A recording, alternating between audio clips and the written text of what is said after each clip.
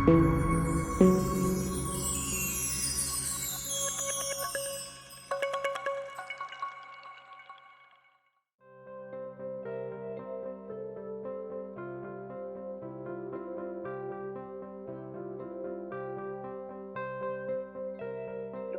and accessibility. Location, accessibility to the place in terms of getting there and getting back to my home. I will be looking at location. Of course, depending on the city, it might differ, but if it's a central location close to highway, close to other amenities, I think that would be helpful. It's close to offices, and busy areas, or next to the airports if I have a flight and I need to do a fast meeting before I catch my flight. Hello, this is Grace Nasralla, and today I have with me two other office space providers, and we're going to discuss some of the questions that entrepreneurs ask before they go into an office space. Today I have with me Bilal Sheikh Ali. He is from Bright Space Offices. Hello, Bilal. And hi, how are you? I also have Ritu Shetty, and Ritu is from Greater Toronto Executive Center. Hello. Hi, Ritu. Hi. So we're going to have a discussion around virtual office providers and office space providers, and what's the difference. But I would like to start with the question of what new procedures have you put in place in light of COVID-19 situation. Mm-hmm. So let's start with you, Ritu. What have you put in place? I think we all know this was a very challenging task for all of us to face because we have visitors coming in and out that are seeing our clients and that are seeing, our virtual clients as well. So we had to take some drastic steps. One of the key things was we have installed the protection shields on each of our reception desks. We ordered portable shields for our meeting rooms and boardrooms. This way, if anyone feels that they need a shield in place, and they certainly have that. We removed probably 99% of the reception chairs in our waiting area as well. And we have a policy of there's no longer walk-ins being accepted. Everyone has to make an appointment to come in. And then certain other steps is obviously we have a red line and space between reception desk as well to make sure we comply with the 6 feet. And anybody walking in, the first thing we always politely say is please make sure you sanitize. And we have all that signage in place. I think as we're looking to do a return to work, where we are certainly waiting to hear what the ruling is on whether masks are mandatory, whether they're not going to be mandatory, to see how we will handle that with our clients as well. How about yourself? At least we closed it for walk-ins, and I also closed the boardroom as well. So now it's only open for the businesses that are on contract, annual contract, and we put some procedures in place to sanitize and to keep the place clean. But basically, that's what we did. How about you, Bilal? So in our case, of course, we're still under construction, so we're not really at that point where we're concerned in terms of people coming in or out. But we did take some measures in terms of, what we want to look like once we are open or our doors are open to keep our members safe as much as possible and our teammates safe as much as possible. So we've contacted some vendors. For instance, we have the open area, the shared offices, shared desks. We contacted the vendors to get the protection shields, the plexiglass in between the desks. So you do have some kind of protection while you are at your desk, and the breathing or whatnot is somewhat eliminated from exposure to yourself. The other thing is we've, same as what Ritu said in terms of the boardroom, we've contacted and we get portable plexiglass or covers for the boardrooms to give people as much, divided between each other so they're not too exposed to each other. There's also a vendor that does defogging in terms of the after hours. They'll come into the office space and they'll spray disinfectant throughout the whole office area. And you do this once or twice a week just to kill off any germs, any airborne germs inside the area. And, they do it overnight, so there is no one there to be exposed to it. And apparently stuff really works. So it's something that we're definitely looking to do once we are open, at least once to twice a week to help out, to give people a peace of mind. Right. It's an interesting challenge right now, isn't it? This, especially, I know we just sent out I'm sure as people are returning to work, a lot of our clients are coming in and they're trying to manage that. But to, even say to them simple reminders like, if you're using the shared kitchen space, avoid crowding, do this, putting up signage that displays 6 feet of distance. Like, I didn't think I don't think anyone expected to ever be at the stage, but to make sure that everyone is in compliance is an interesting challenge for sure. Yeah, and the difficult thing too about it, Ritu, is social distancing. But we are, as humans, social people. Yeah. We want to be around people. We want to communicate. We want to talk. We're social people. We're social beings.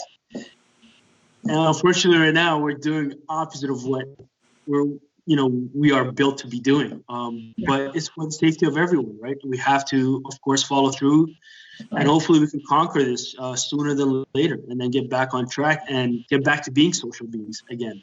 Yeah. I mean, we encourage our clients to network with one another and all sorts of. That's our environment, and yeah, absolutely. I do think we will come through this, but I don't see the end of shields and whatnot anytime soon, because I think for winter seasons we just have to do everything we can to protect everybody, right? It's going to be a while. Yeah. When do you think is the right time to consider looking for office space? What would you advise people? A lot of people come and ask, when is the right? How do I know that it's the right time for me to look for an office? I could take this question if you guys want. So the way I look at it is the right time to consider looking for office space is when you're at the point when meeting with a client at a coffee shop just isn't enough. You want to provide your clientele with a professional feel and show them that you mean business. It's all about presentation. And when hosting a meeting, trying to pitch an idea to a potential investor, would you rather be doing it in the basement of your house or at your local coffee shop where seating is never available? Of course not. Yeah. So part of the presentation is being in the atmosphere that you're surrounded in. Being in a state-of-the-art office or boardroom that provides, clientele with that much more confidence that they are in the right hands of a professional. Yeah. We're very fortunate to be in a time where an office is such a broad description. You can have a virtual office, which all of us do provide, and essentially you don't necessarily need a physical space to be in all the time, but you need a professional environment, like you said, to meet your clients, have a business address, have all sorts of, because based on what your needs are. I mean, now is the easiest time ever, really, if you look at it, to start a business. So, and the amenities and the startup costs, there's so many ways to control that now, and it's a great time to get going and move forward. And you're right, like you said, when coffee shops are not the right spot to meet your clients anymore, it's absolutely the right time. And now also when you start bringing people on, I mean, most people can work remotely, fortunately, which is a good thing. But sometimes you just need a physical space for your files, legal obligations, maybe for your industry where you're in. It is a great time to consider an office. Everybody needs a traditional lease, and absolutely. I think we're in a great position to provide alternatives to that lease that helps them manage their costs as well. Absolutely. Yeah, I think it's very important to, say more about that, because a lot of people get scared, when they think, okay, maybe it's time for me to go into an office, but I cannot afford it, right? What are the alternatives for people like that? Well, there's a lot of flexibility, right?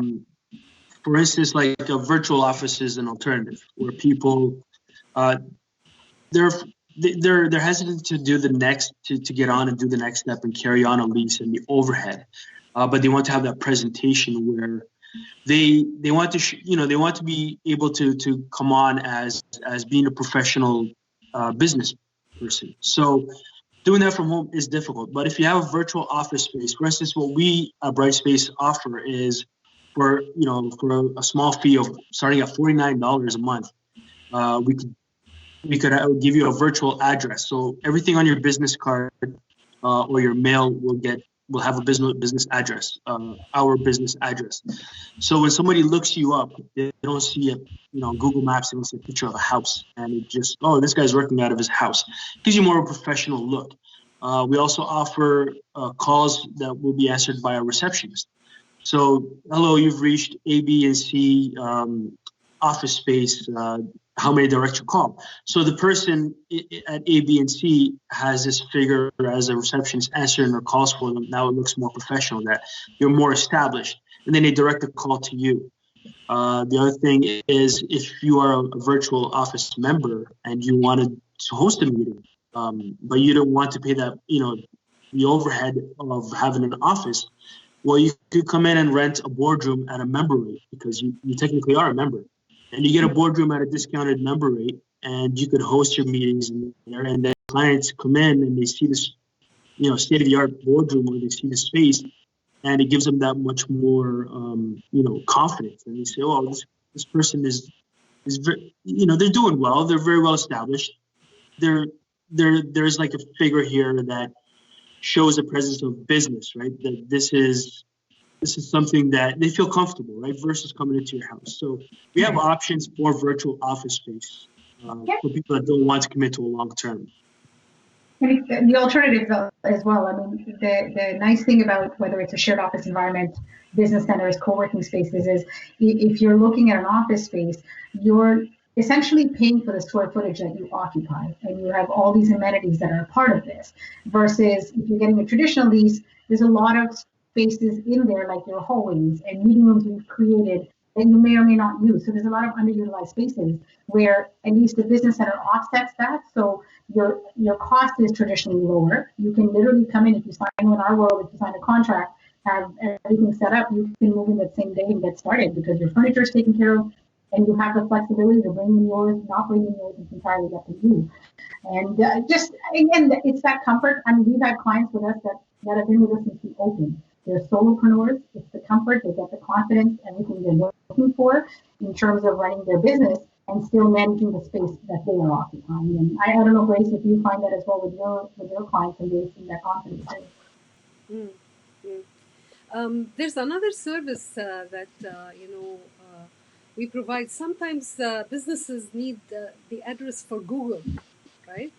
So this is a part of the virtual services that we offer, and sometimes we forget to mention it as well, right? But it is important, especially for startups, to have this instead of like Bilal, you said, putting their house on Google. It's better to put an office there, right? Yeah. We had sorry to cut you off, Chris. We had a company, actually, an SEO company that does websites, and their whole business is, getting you ranked higher on Google. And one of the key things that, just like you said, that Google looks for is a commercial address, commercial space address. They will not rate you if you have a residential address. Like you can never be on the first page of Google if you have a residential address. Google's one of the main things is you have to have a commercial address. Yeah. So It's funny that you say that, because that was new to me, to be honest with you. Yeah. I always find our job rewarding in the sense that you're really following the journey of an entrepreneur or a small business. You start them off, with virtual services, then they go into meetings, whether they use it for offsites or whatever purpose. You see them evolve into an office, and it's just nice to see that journey, and you're a part of that. And as they grow, you're there to support their needs based, like if they want phone services, they can have that option. If they want additional meeting room hours, you can give them that option. If they decide, we're ready to downsize and we want a space where a lot of our staff is working remotely, but guess what? We need to bring the full team in there, meeting room options. So it's nice to be a part of that journey, and I think that's what our flexible environments really do bring to the table. Absolutely. Yeah. Absolutely.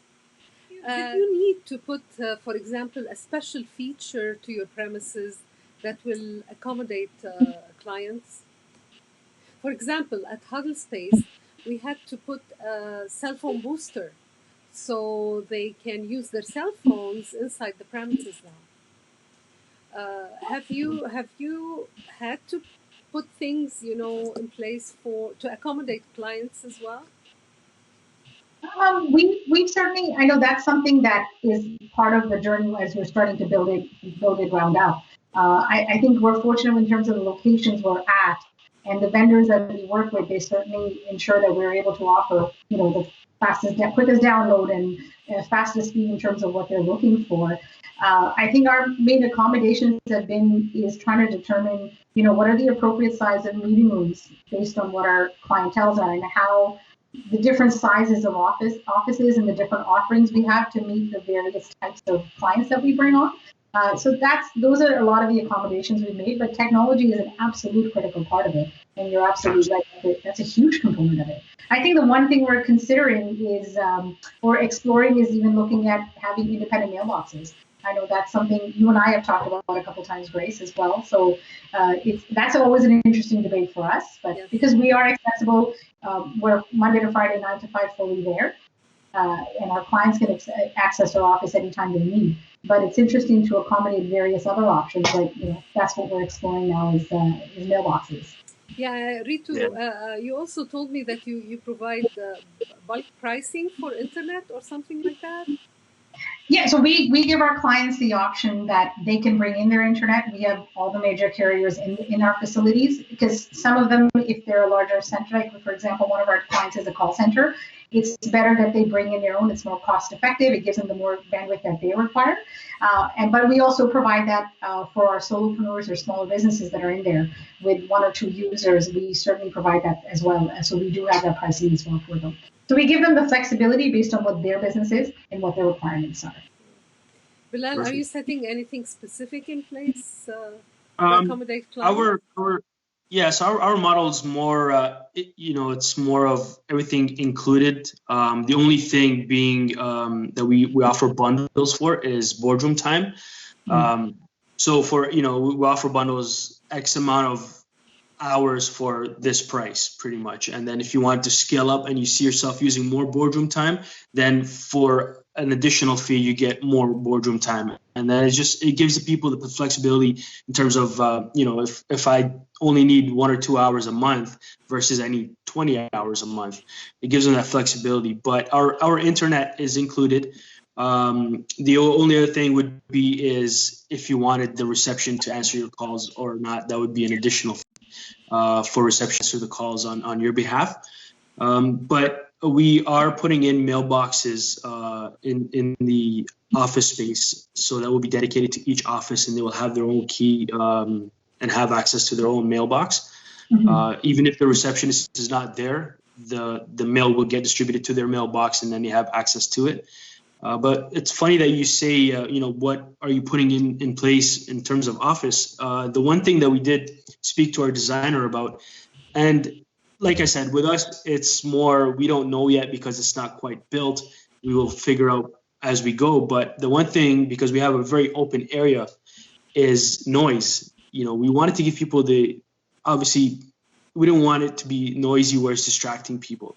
So one thing we're looking to put in is noise canceling. For instance, there's noise canceling panels, but there's also like a frequency modulator that puts out a small frequency that kind of cancels out the noise, the background noise. So this is something that we are looking to possibly put in, but we won't know until our office is up and running. And then, it's something as you go day by day that you just have to kind of fix it pretty much or make it better. But as you go. So that's just a couple of things that we had in mind. Yeah. This uses a whole discussion on its own. I know we've researched it so many times. There's so many different ways to go about it, but you're right. Until you open and see what are the things you need to look at or address, only at that point you know what the best solution is. Yeah, at Hudson Space, we insulated the walls, soundproofed the walls. Oh, yeah. For the boardroom, we even did the ceiling. Yeah. Perfect. Yeah, because noise is the key. It's a big thing, right? Yes. Especially when you're trying to focus. Yeah. Right. So. Yeah. Absolutely. Especially with open areas, that's the hard one to manage. But you're absolutely right. So. Yeah.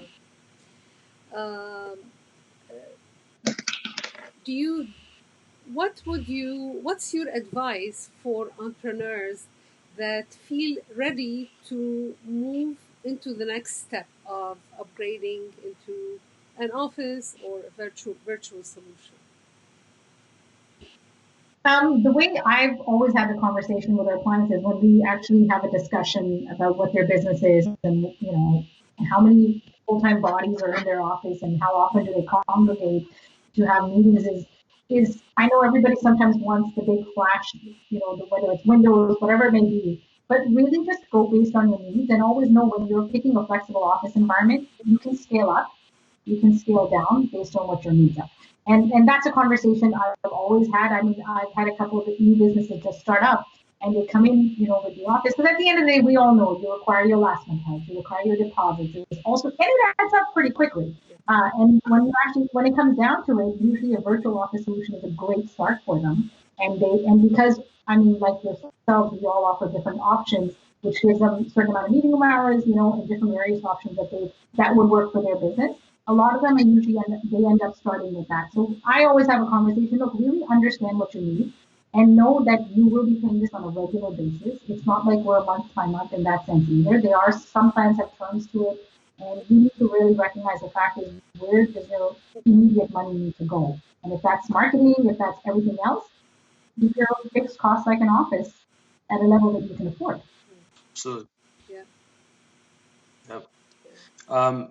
So I will add to that if somebody's looking for an office space, and this is probably the inner real estate of me speaking, but location is always going to be key.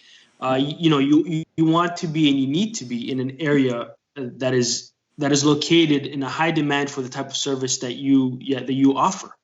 You don't want to be in an area that the type of business that you offer is not really needed. So you need to be in an area that is very, very high traffic, and it's accessible to highways, accessible to major roads, transits. So your clientele it's easy for your clientele to come and visit you, to come and use your service. If you're located in an area where there's no you're away from major highways, you're probably going to lose some potential clients. So I stress it.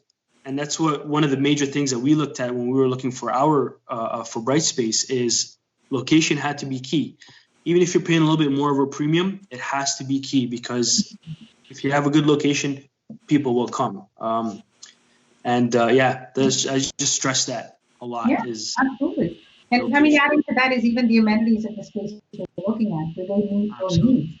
We can all offer everything under the sun, but what is it that you need from wherever you're considering, and make sure that you're looking for? So identify. Absolutely. So the entrepreneurs have to be able to identify their needs. Mm-hmm. Absolutely. And not step, take a step that is bigger than what they can afford or need, because then it won't work out. Yeah. And one of the big things too is, flexibility when it comes to lease terms, right? Especially as a startup entrepreneur, you don't want to sign up for a 10-year lease and realize, the business maybe doesn't do as well as you think it does. Yeah. And now you're committed to a 10-year lease. So the good thing about the type of the type of service that we offer in general, the three of us, the three types of businesses that we have, is the flexibility, right? I know at Brightspace, you could sign up for a year term, you could sign up for 6 months, or you could come in for the day if you want. Right. So flexibility is key, and that means a lot for a startup entrepreneur, to be able to say, you know what, I'll try it out for a few months, and if this is something that does well, then yeah, by all means, we could scale up and we could commit to a longer period. So, right, absolutely.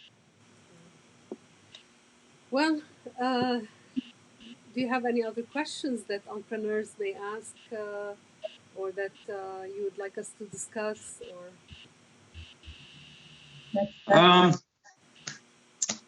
I think we covered everything, huh? Yeah, we did. I think so. I think just it's such a great time for you to explore. If this is what you're exploring, give alternative offices definitely a try. Consider them as part of your exploration when it comes to looking for a physical office space. And really just understand what is it that you want and give it a true consideration is what I always say. Absolutely. Like the way I look at this, even with the COVID-19, it is unfortunate, everything that's going on around the world. And us being in the start of starting a business, technically, we started a new business in the heart of this pandemic. But you know what, I do see the light, and I do believe that just looking at stats from 2008 recession, businesses such as shared office space or types of flexible space like this, they do well after these things because people realize that they don't want to be committed for a long time. They want to keep their overhead costs down. And this is a service where people can continue doing business and establish and grow and keep all the overhead costs down and keep their commitments down and being able to test the waters without actually diving right in. So yeah, absolutely. And like you said, with location being a key, what a great way to see which location works best for me, right? Absolutely. A conference room or a boardroom where I could host my online programs or in-person programs that we offer as a company. Go in to a calm environment, have a computer ready for me, printer, supplies, like if I need some paper, I need to send mail, pens, and I would like to find a coffee maker. Open space would be helpful because you can network with other people who come into the office space. Private space, if I need to do a private call or use office privately, I don't want any disturbance. Accessibility to public transportation will help workers to get in and out the office easily. Thank you for being with us today, and I will be with you sometime soon with another business topic.